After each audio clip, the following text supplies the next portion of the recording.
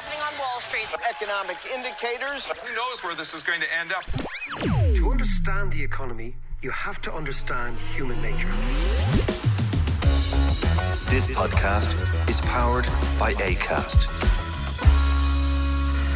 How you doing there? It is David. We are in the lockdown week 10. Of course, though, your man Dominic Cummings, that very strange creature over there in the UK, regards going a 300-mile drive as not necessarily breaking the lockdown. It really depends on where you are, but I hope you've been a little bit more observant because we're going into a new phase, I suspect.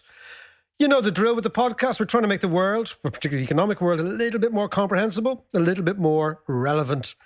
And every week we are hit with yet another issue that makes the economic future look a little bit different to anything we've ever seen before. But to shed light on that, I'm joined by my old mate, Mr. Davis. What is the crack, my man? How are you, Mac? How's your week been? The week has been very good because we announced a new €30,000 award from the Dalkey Book Festival. I saw that. Which is great, and it's the biggest award in the Irish calendar. You know, unique to Irish writers, which is a lovely thing to be able to do. Yeah.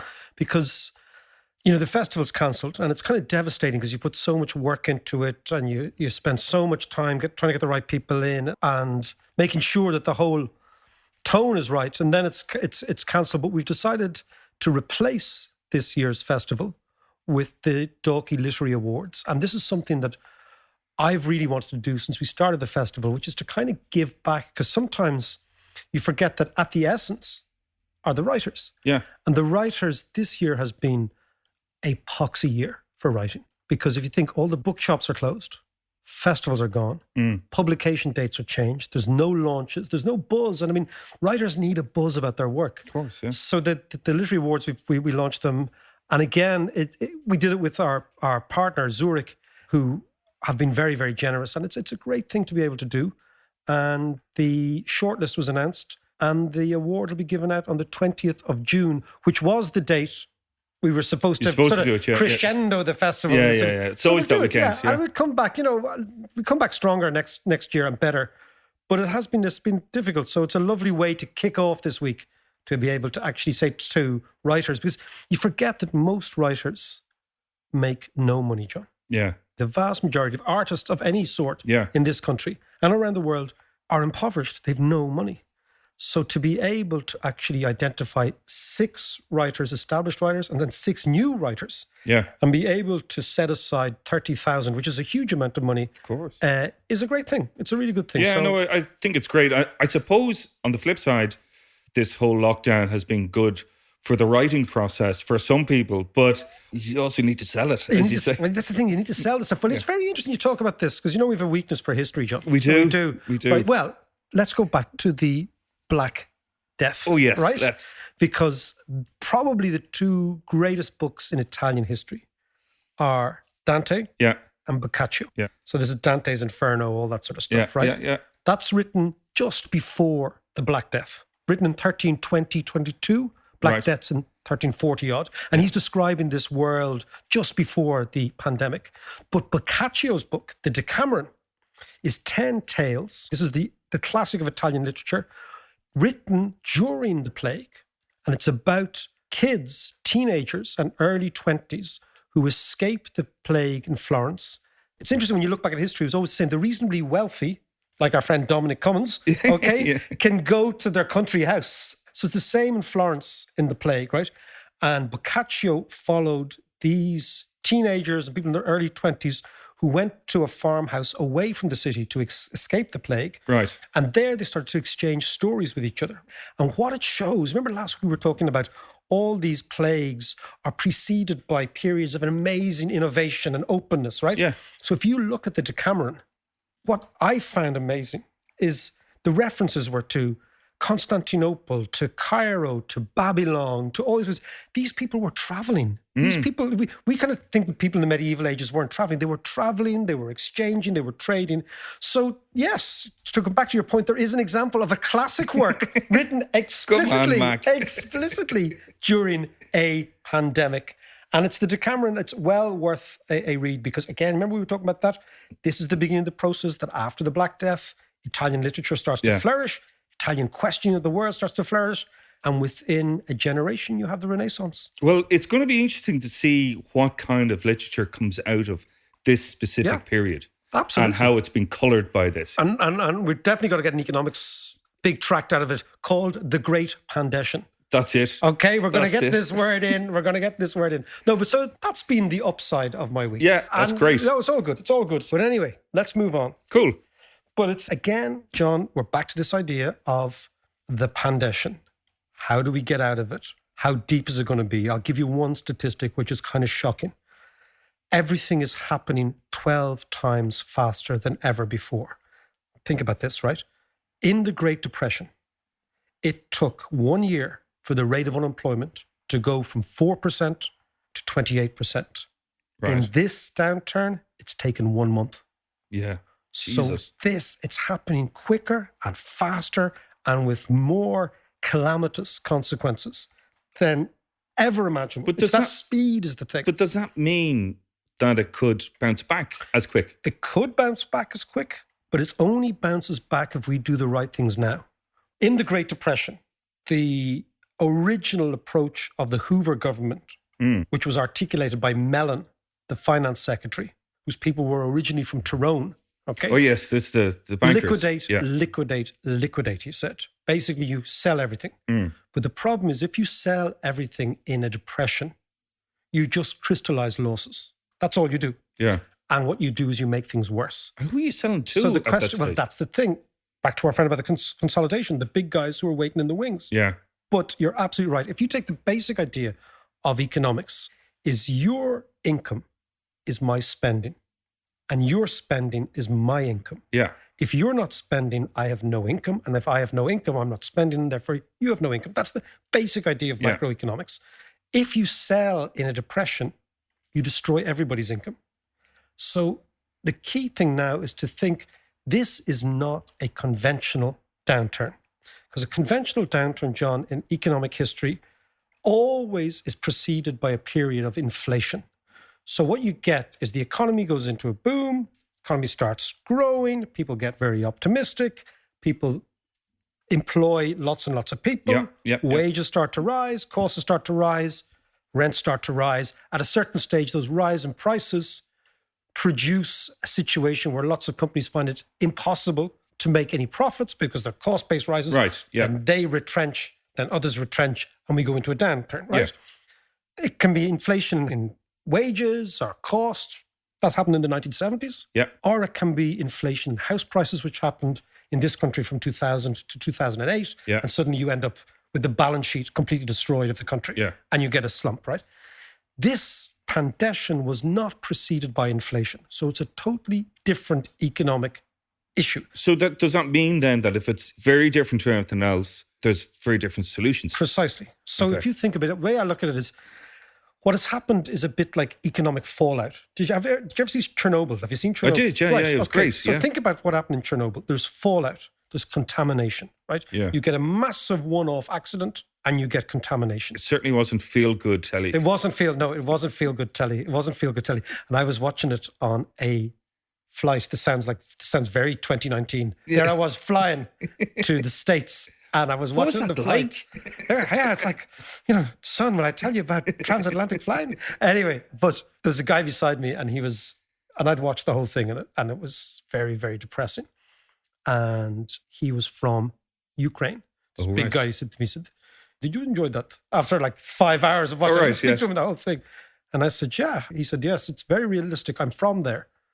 And I said to him stupidly, do you miss it? Because there's a lot of people in the post-Soviet world who Do you miss nuclear power? No, you miss a bit of radiation. But anyway, think about the contamination. What did he say? Hang on, what did he say? He nearly knocked my head off. Right?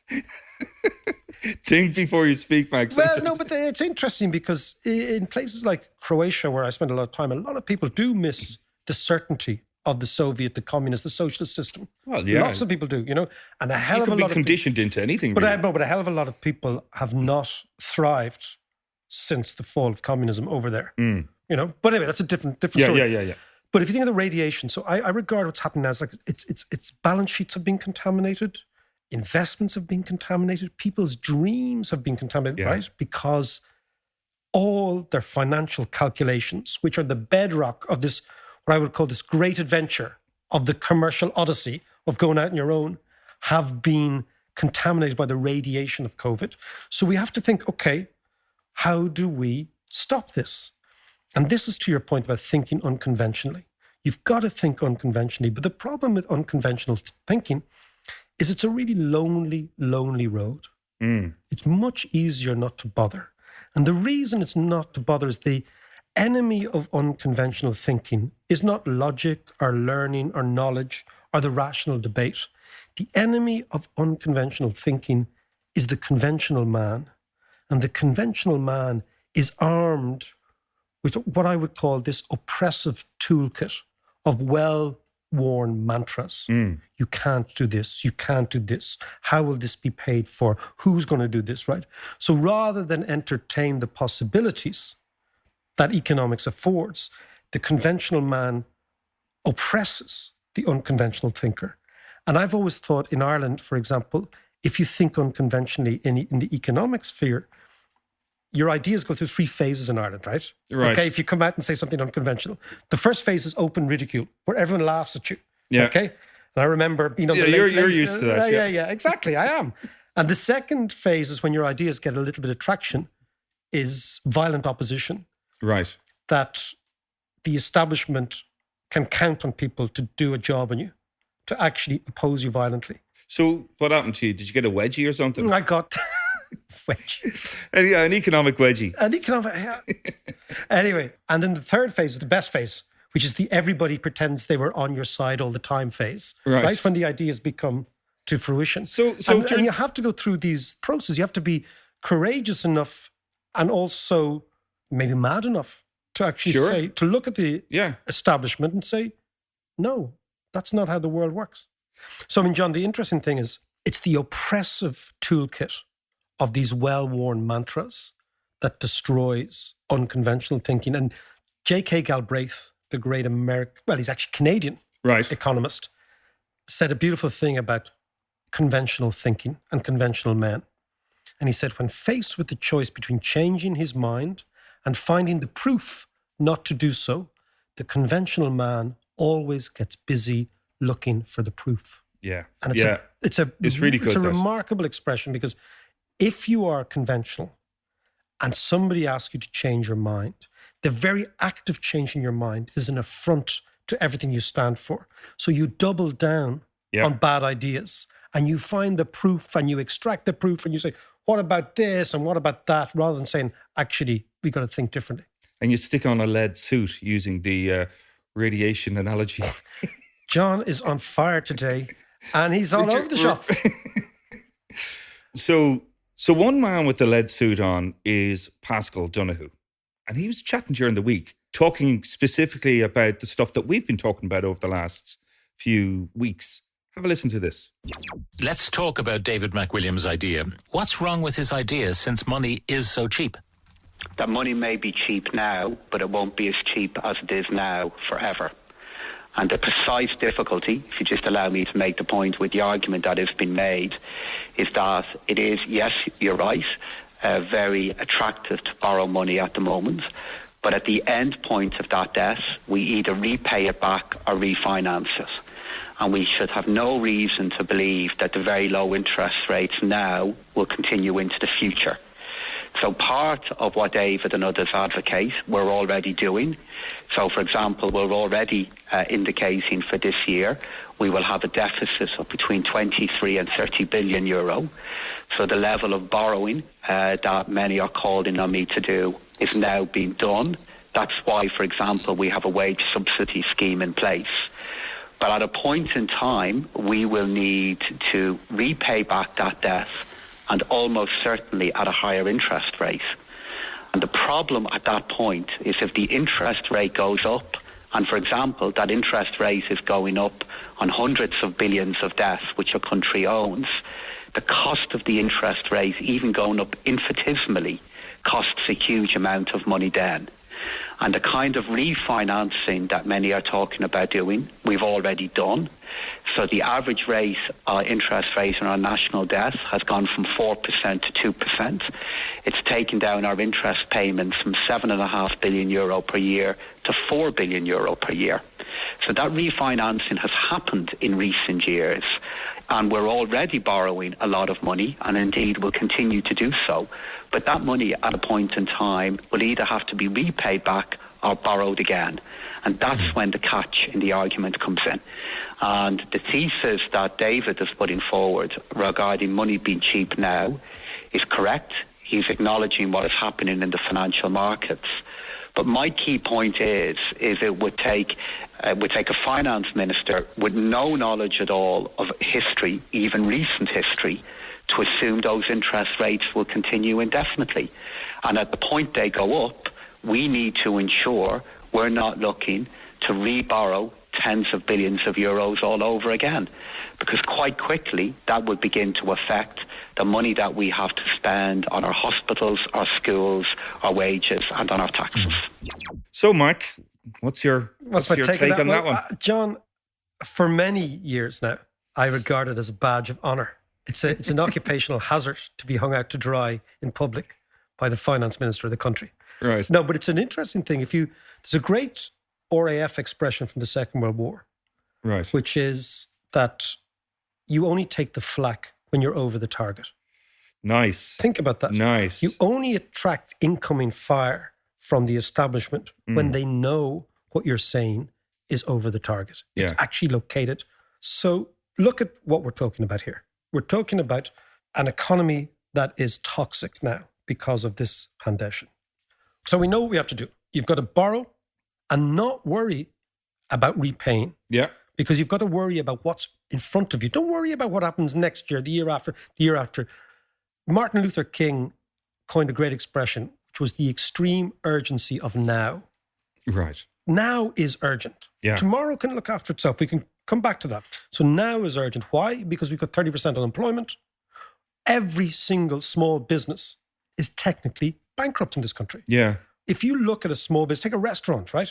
Restaurant's been trading away, right? Trading away, doing their stuff, suddenly, boom, everything stops. Now, if you look at the economy like a living organism, what you'll see is we're completely interdependent. That the economy is a complex, adaptive system. Yeah. That everything's related to each other. Everybody's interconnected. Your buying is my selling. Your income is my income. Yeah. Your spending is my income. Everything's interrelated. So when the economy's going well, and it was going well up until the 10th of March, right? Take a restaurant. The restaurant's doing well. The turnover's going up. He's got 20 or 30 employees. They're paying their VAT. They're paying their taxes. The tables are turning.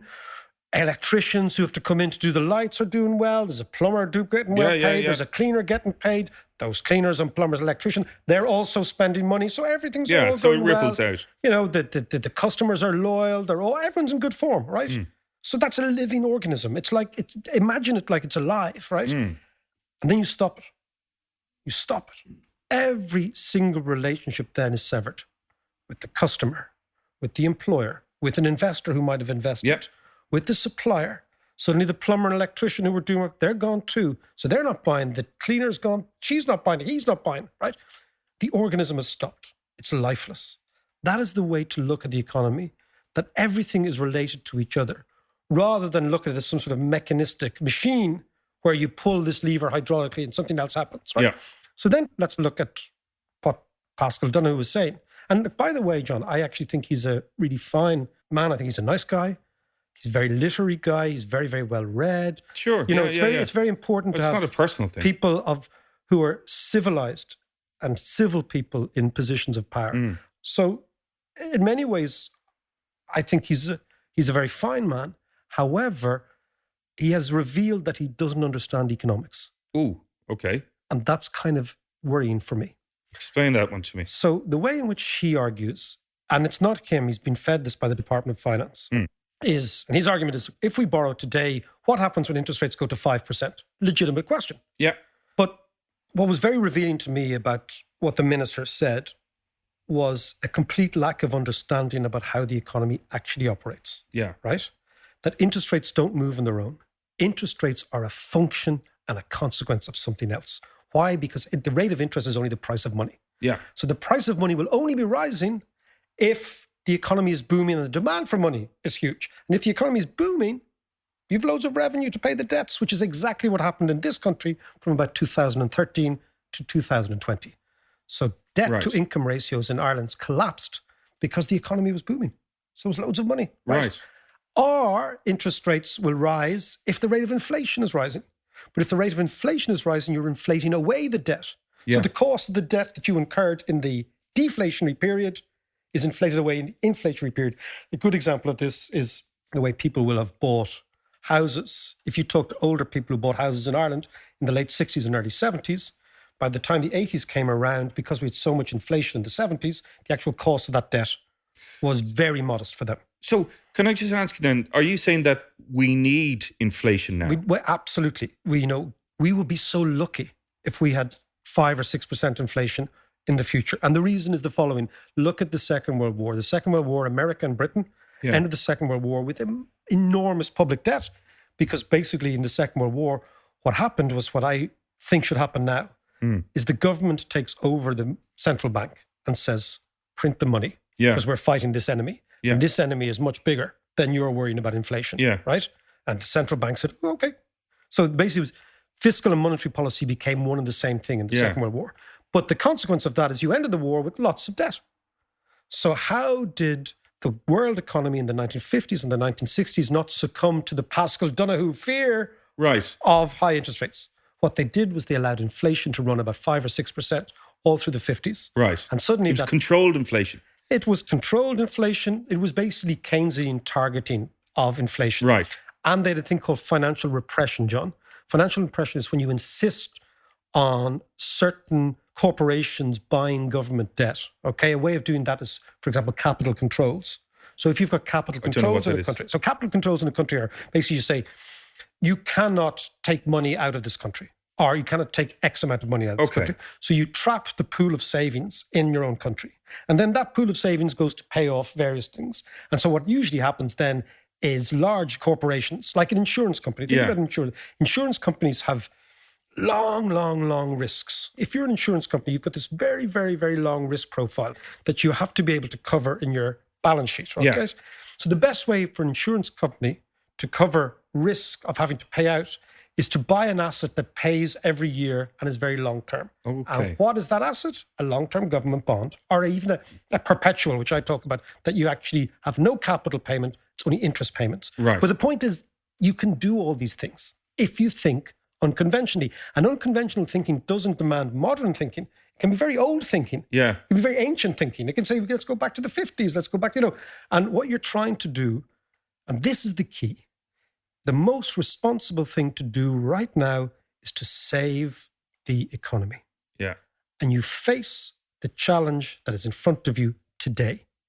The extreme urgency of now has to be the only thing that counts. Because if you allow the economy to collapse, you'll default on the debt anyway because you'll have no income. Yeah. You see what I mean? Absolutely. And this freaks me out. When I listen to a finance minister talking about interest rates rising as if they rise on their own, as if they're like a ghost. As if it's like a... Yeah. I'm like, man, go back to school. So given that you're saying that inflation is a good thing, let's just go back to last week, because last week you were talking about relationship capitalism and the fact that the game with China is pretty much up. Yeah. So we're going to shorten our supply chains, is the way you put it, which makes perfect sense.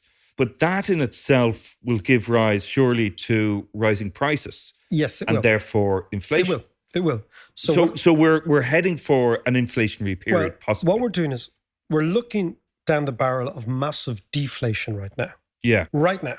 And the reason is that the economy has stopped and unemployment is incredibly high and debts need to be paid and they will be unwound. So what we're looking at is a period of deflation right now. Yeah.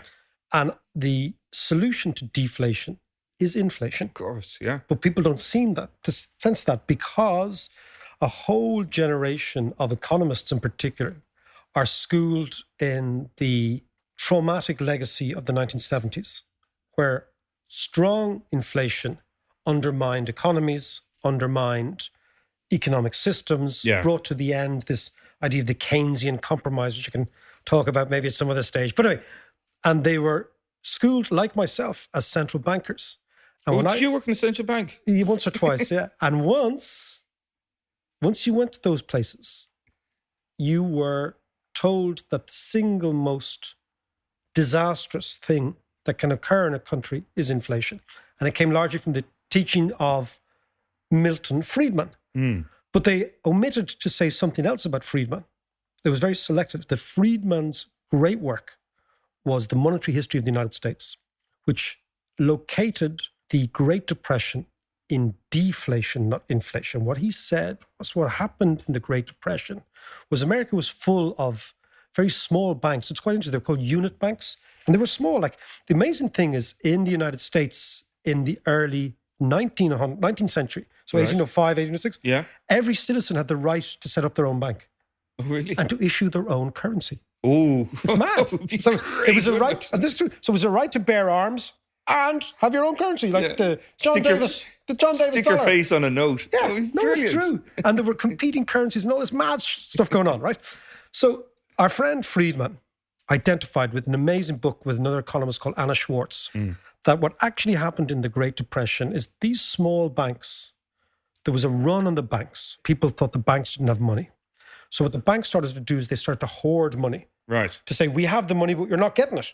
And this, of course, made the panic worse. So what happened was, as the banks hoarded money, the available supply of money in the economy collapsed, right? Because it was all being hoarded. And the central bank, rather than print money, okay, which is what I talk about all the time, decided to go back to conventional thinking and decided, we can't print money because we think like Pascal Donahue, because we'll have to pay it all back. And what happens is, if you don't print money when money is disappearing, you get a Great Depression, right? So that was Friedman's great insight.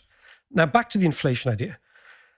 It strikes me that we will go through deflation, and then let's project out a year or two or three. What is the long-term consequence of these policies? The long-term consequence of the truncated supply chain is that trust will be biased or jaundiced over price. And by that, I mean that people will do business with people they trust, rather than just the guy who comes and knocks on the door and says, here's the cheapest product. Okay? So therefore, you're right. So the price of lots and lots of supply chains will rise, stuff in the supply chain. Okay? And the question then is, what does that do if we enter into a period of low but reasonably vibrant inflation, 5, 6, 7% per year? Then that inflates away all the debts. Right. So it's a win. But we need to get our head away from this idea that inflation is everywhere and always a bad thing. That's the first thing. Right. The second thing then, John, is, can you just control it at 7 or 8%? But that's the thing. Yeah. You know, does inflation have an incipient internal mechanism? Right. Which is, well, you don't want to end up at 15% like we did in the late 70s. Yeah, or like Argentina. Yes, of course. You know, so that comes back to judicious central banking. This is why I keep coming back to that. The central bankers are still the most important people in the game. Where is Magaluf? He's in Magaluf, actually. He's actually having Where is he? 5. Magaluf is, I believe, the head of the Irish Central Bank is in Greece. Is he? I have been told that. You can't verify it. Okay. But I've been told he's in Greece. For the last 2 months? For the last 2 months, right? The mad. Holy shit. But let's then, I'm not just talking about him. Let's talk about in general, right? Now, there is a fear that all this printing of money, all this issuing of debt will lead to hyperinflation. Yeah.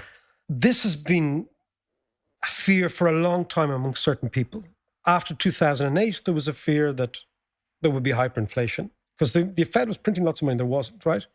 And the fear is real as long as you feel that the central bank doesn't have the tools at its disposal.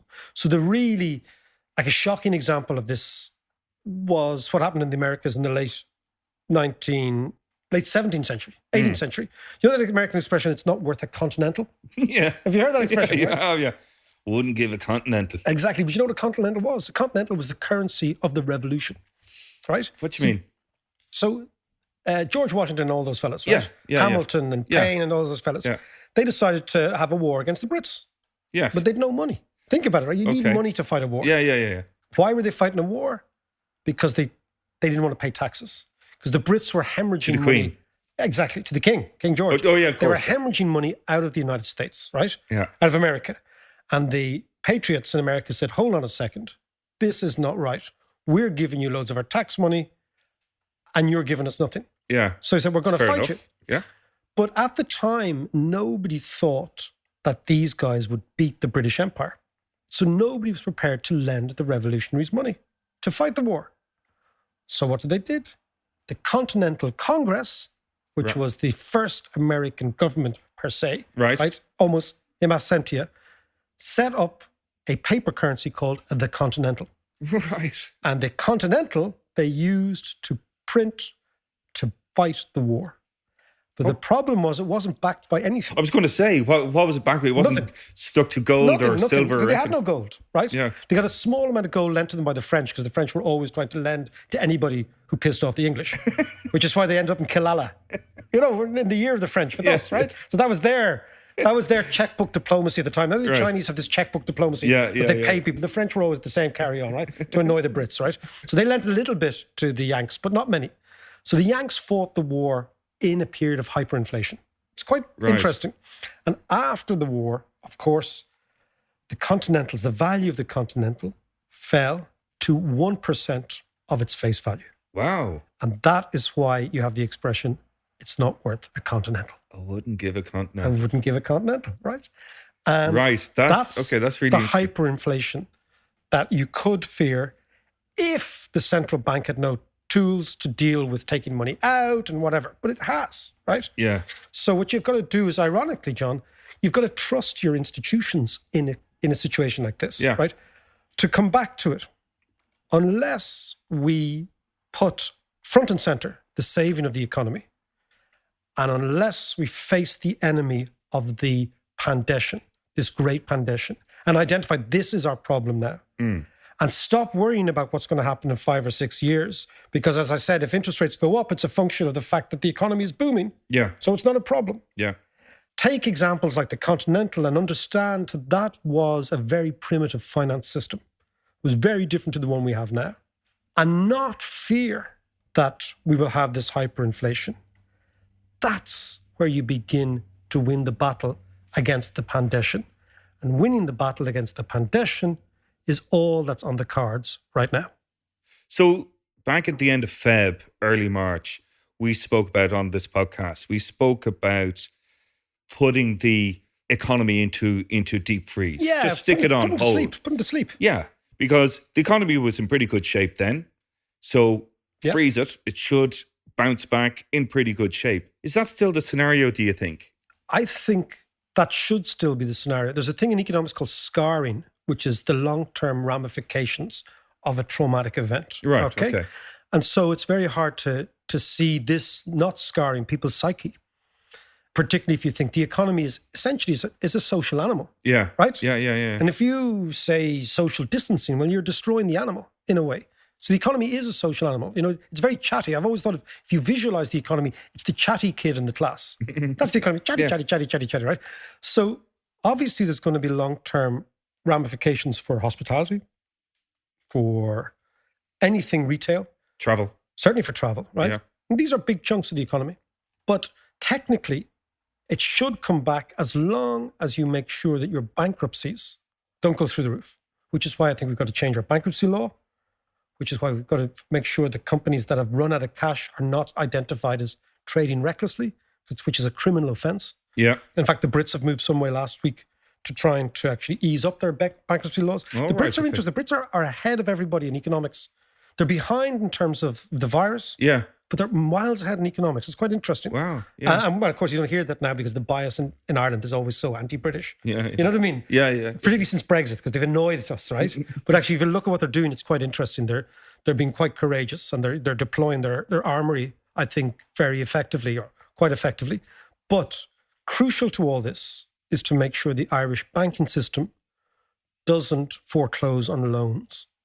The way in which you do that is you've got to make sure the Irish banking system avails of the ECB's zero financing. We're right back to the place at the start. Yeah. The Irish banking system, if they reprice our loan book at zero, if they use what the ECB called the TTLRO, right, to reprice the loan book. At the moment, the ECB is saying you can just price new loans, maybe not own loans, but I think that's going to change and they're going to go back to old loans. Oh, right, okay. Then what the banks can do is they can say, look, John, if you owe me 20 grand, you're a small business, I can forget about that for a while. Why? Because I'm refinancing all your loans at zero and I don't need to make money off you. Right. What they'll have to say then to depositors is that you too will get no interest on your savings. Right.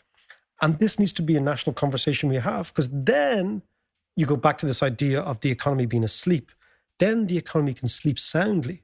What keeps you awake at night? And this is something that when you look at advisors and people who talk about economics, far too many of them are university professors and public servants. Yeah. So they've never had to worry about their wage. They've never had to worry about paying a bill. They've never had to worry about paying VAT. Never have to worry about paying rent. They never have to worry, is the product working? Does it work in the market? What's my competitor doing? Yeah. Right?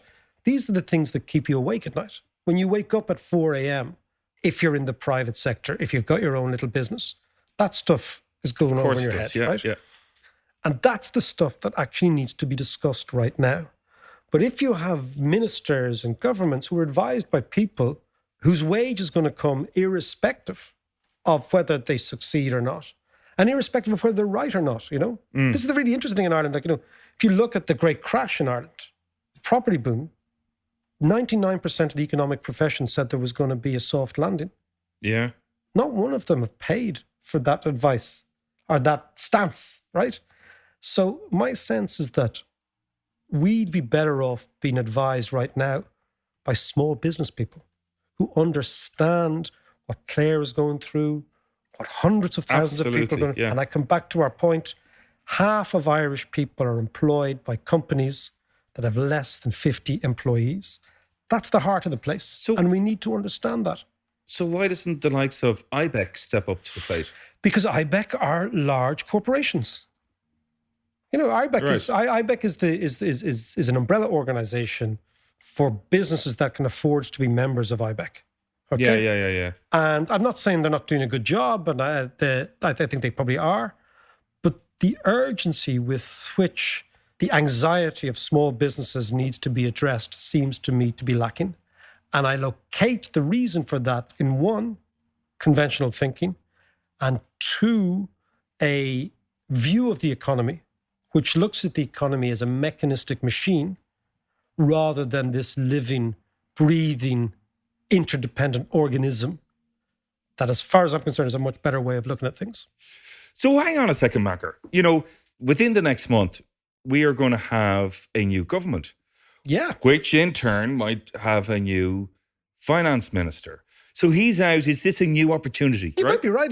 Paschal Donoghue might be on his way out. The way in which coalitions work is you take the 5 big jobs and you say, I want them all. And then the other fellow says, no, I want them, la, la, la. So you've got the Greens in if they stop scrapping about amongst themselves, right? Yeah. So let's assume the Greens realise there's a bigger gig going on, right? The Greens will want a big job. Yeah, right? Of course. So what are the big jobs? There's the foreign minister, finance minister. You don't really want to be the health minister in this thing, right? No, that's a poison chalice. You want to be in the environment minister, right? But if you think of transport minister, these are big ones, right? So education. That's a bit of a poison chalice at the minute. Yeah, absolutely. So you think there's a very, very good chance that Micheál Martin comes in and he says, look, I've got the top gig and my man is a fella called, what's his name? Michael McGrath. Yeah. He gets the job. Paschal gets shunted onto something else. Leo Varadkar becomes Taoiseach and foreign minister because that's it's a prestige position. Yeah. So you could be right. There could be a whole host of new faces in 2 or 3 weeks' time. But maybe somebody says, hang about, as the English say, hang about. Hold up. No, somebody says, let's change tack. Let's change. Yeah, position. it's an opportunity for new thinking. Well, I think it could be. It could be. There's a lot of people who be very skeptical and say, Fianna Fáil, Fine Gael, new thinking. I don't think so. It's all the bleeding same, yeah.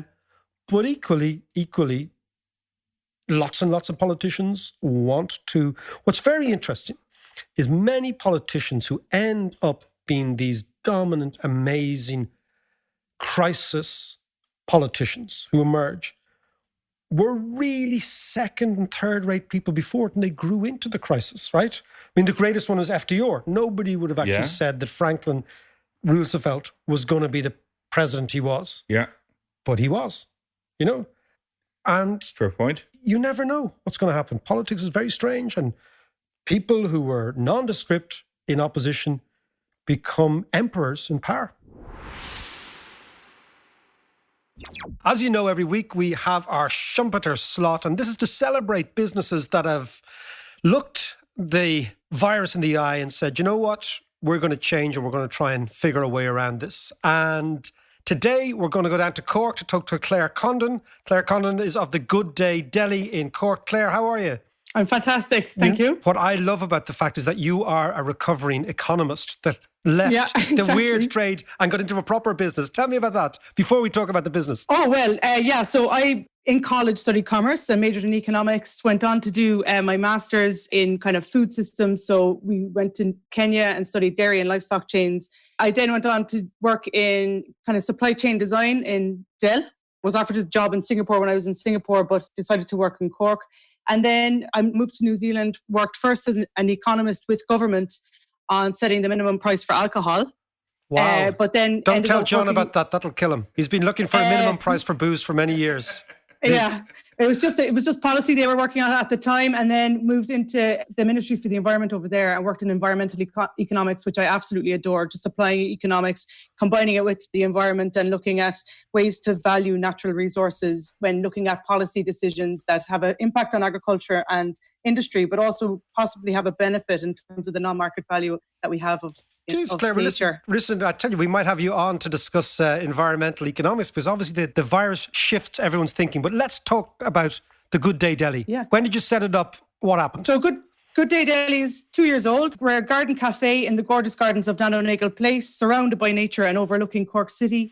And we're a sustainable foods deli serving a mix of local, seasonal, organic and fair trade food with an absolute commitment to sustainability in our food chain. From the production through the preparation, waste management of food. We serve brunch and lunch 6 days a week, and we were thriving and packed pre-COVID. You were flying, were you? We were flying it. We really were, like a really busy spot. Really loved what we do. And related to the environmental economics, our business is underpinned by an ethos of sustainability. Our decision-making isn't purely driven by profits. We also look at the economic, environmental, social and cultural costs and benefits of our decision-making. The idea around entrepreneurship and the triple bottom line, considering people, planet and profit. So that's what underpins all of our thinking and decision-making. Yeah. Tell me now, so you're sitting there, you're flying, you have your business model, you're respecting the planet, you're respecting the food chains, you're flying along, and then the 15th of March, it all stops. Yeah. And tell me, what did you do? What have you, to use that, we don't like to use that word to pivot, but we will use it. Yeah, which we did. But so the first couple of weeks were spent just kind of sorting out the business, sorting out our team, making sure our team were looked after. There was then a little bit of kind of fear factor going, okay, what does this all mean? And we're of a growth mindset anyway, you know, always changing. We're only 2 years old. We've been doing lots with it in that 2 years.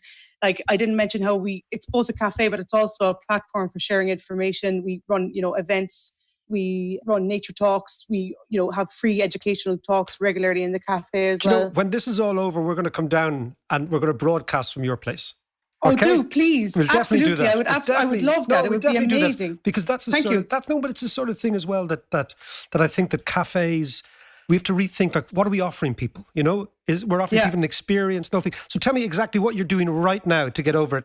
Oh yeah, well, we would be delighted to welcome you there. But we basically adapted quite quickly, and we're now offering a ready-to-eat, delicious picnic delivered to your door. So it's pretty much a delicious box, beautifully presented in compostable packaging, full of our Good Day Deli kind of delicatessen treats that's delivered to your door in our newly kind of branded electric van. So a very sustainable offering. An electric van, no less. Yeah, we got an electric van. And so the box is beautiful. It's got a bottle of natural organic biodynamic wine from Le Caveau. It's got cheese. It's all about supporting Irish in this box. Irish producers or Irish suppliers. It's got cheeses from Hegarty's, cheddar cheese from Cork, from Macroom Buffalo, all sorts of fruits from Bush Bee strawberries and Melagula apple, who are based in ovens well, my mum's from ovens. My granny is from Macroom, so you're hitting all the right spots there. You know, this is very I grew up in Macroom. Oh my God! We have to talk about the O'Learys from Macroom and this tribe and blah blah blah. Okay. Do you know them? We can talk about that. Another podcast. Another podcast, exactly. Yeah. Okay, well, listen, and how are things going? Have you turned things around? Things are going great. It's nowhere near what we were doing before, but, we're delighted. We're reconnected with some of our team. We're reconnected with our customers. We're reconnected with our suppliers. That's a huge benefit. We've been doing it now for 5 weeks. It was the kind of a growth pattern. We kind of peaked out after week 3. Then a lot of new entrants entered the market and all that. But we have a very steady demand now. But we've just launched 2 new products this week as well. So we're really excited about those for the June weekend. Okay, Claire, so we've got June weekend coming up, right? If people want to find you, where do they find you? So gooddaydeli.ie/Ketikai box. That's the quickest, fastest way to get to learn more about what we're doing. We're also online on social media, Instagram, Twitter, Facebook, @GoodDayDeli. It's as simple as that. Claire, listen, best of luck with everything. Delighted to have you on this week, and we'll talk to you soon when we come down to you. Absolutely. Thanks for the opportunity. Okay, Claire, see ya. So we're off on a day trip to Cork. Woo! Telling you, back to see my cousins. I'm telling you, I have these Cork cousins, right? As you know, you've known them for years. And I remember years ago, if I'd be on the late, and I'd be doing my stuff. And I'd talking to the big man. Yeah, talking to the big man on the telly, right? And all the cousins would be watching down in Cork, right? And the mammy be watching, everybody watching, right? And, normally it's funny, after you do TV, there's a little sort of frisson of, was it any good? Blah, blah. Yeah. And people would text, always my mother would say, well, I'm not sure you looked very well. But I usually wait after you ever fix your hair? After about 5 minutes, all I get was a text, and all I would say, and it was Langor. And that was my Cork cousins telling me I'm in Langor. So I'm happy to go back to Langerland. Happy to go down there. Exactly. Yeah, she was great. I'm looking forward to that. No, it's really good, and it's a good story as well. By the way, Mark, we were talking last week about this kind of scrap between Germany and the German Constitutional Court and all the rest. Something's been happening. Tell us about it, because I don't quite get it. Yeah, that's the red hats, as I call them. The red hats. Yeah. Well, basically, Angela Merkel just slapped them around the head with a wet fish this week, right? Good for her. And she said, look, we're going to mutualise bonds. We're going to issue new bonds. They're going to be 500 billion. Ourselves and France are proposing them. And they're going to be bonds of the European Union. So what she basically said is, you know what? German taxpayers are going to pay for Spanish and Italian welfare bills to a small extent. But the principle is enormous, because what she's basically said is to those courts, like, you guys are fighting last year's battle. What I call them is Deutschmark jihadis. Yeah. That they're obsessive. They're fighting a jihad on the part of a currency that no longer exists. Right. Okay. And Mrs. Merkel, who always sees so clearly, she's the real leader. Yeah. All right. She said, look, we have a Pandession. We have German companies, French companies going to the wall. We have a serious existential threat to the European Union. The European Union is our fundamental foreign and domestic policy. Yeah. So you know what? Have your squabble about the Deutschmark, but frankly, I'm getting on with the business of running the place. So it's always the case with Mrs. Merkel, For so long, Angela Merkel kept these Deutschmark jihadis on a very tight leash in Germany. Right. For so long, she allowed the ECB her blessing. That's not. These things aren't in the legislation. They're just. Yeah. She has your back. She said to Draghi, "Go on, save the euro. Just do it. Right. Don't worry about these jihadis." And now she's doing it again. But that gave rise to the AfD, or gave him some further impetus. Well, again, and this is interesting. She is really angry. There's remember we talked about these Ordo liberals in Germany.